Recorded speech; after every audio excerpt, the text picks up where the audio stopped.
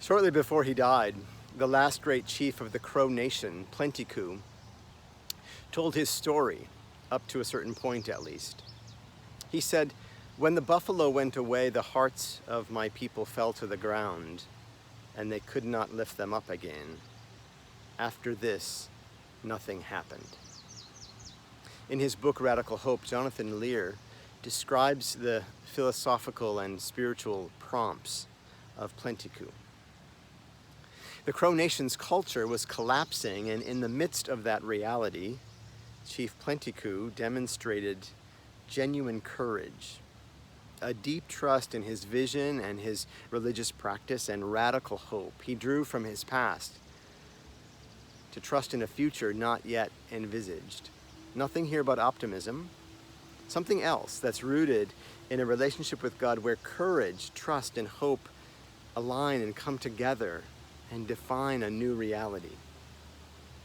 In these weeks of early summer, churches throughout the world are reading stories from the book of Genesis. And they're not always easy to hear, much less to understand how to apply to our daily lives. Today we come to a sacred text that for some of us is the hardest, the Akedah, Hebrew for binding, the binding of Isaac. There are Jews and Christians who say we shouldn't read this in public worship, that it's too violent. Others say that we must read it because in it we encounter something of ourselves and the possibility to discover, at least ultimately, the character of God. The story gives us a picture of a child's trust, a parent's aching yet indomitable love, and the divine love that will not ever let us go, not ever. In other words, it has the power to make a claim on us that all that we have, even our own lives and those of the ones most dear to us, belong ultimately to God, who gave them to us in the first place. The Akedah assures us that God will provide and that God will be present. And of course, for those of us who follow Jesus Christ, the Akedah foreshadows the death and resurrection of the beloved Son, son of Abraham, son of David, son of God. In other written works by Jonathan Lear, he raises the possibility that Chief Plenty-Coup understood the Akedah as one way to make sense of the collapse of his people. In telling his story to a white man towards the end of his life, Plenty-Coup said, "We keep an eye for a ram along the prairie's edge." Here in the Episcopal Diocese of Maine, we are responding to change and to disorientation with resiliency and with trust in God's nature. Our practical, technological, and spiritual responses to this pandemic, to racial justice, and to a church that is adapting at lightning speed pulls us forward toward radical hope that God always brings us from death to life, and that nothing is lost, and that everything is used for God's purposes to make the way of the cross to become for us the way of life.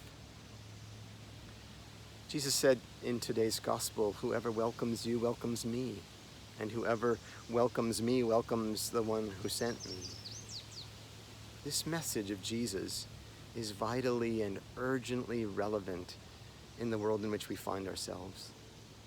To be a disciple of Jesus means to do the spiritual work that helps us to live as he lived, and to follow God in the way that he followed God. To be a disciple of Jesus means to love as he loved, across every so-called barrier and every obstacle.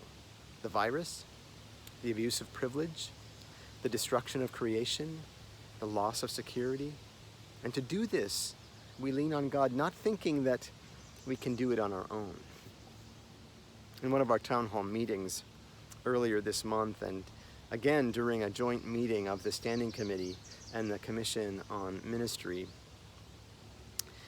people led prayers by using the text of the final stanza of the hymn, "Lift Every Voice and Sing."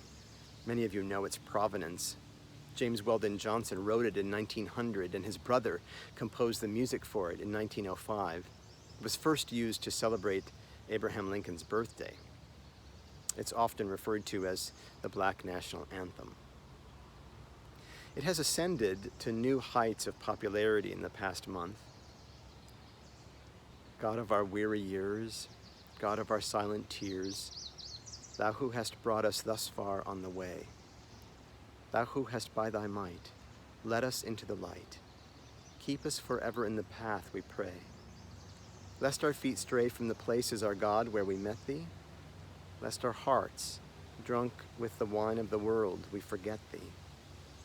Shadowed beneath Thy hand, may we forever stand, true to our God, true to our native land. We do not know if Chief Plenty-Coups, who died in 1932, heard this hymn. What we do know is this: we are in this together, holding fast to one another, leaning upon God to reveal a lasting trust and a radical hope, and therefore discovering the glorious truth that all people are created in the image of God, and that Jesus Christ is the same yesterday, today, and forever. May God bless you, and may God bless us, so that we might return the world to peace. Amen.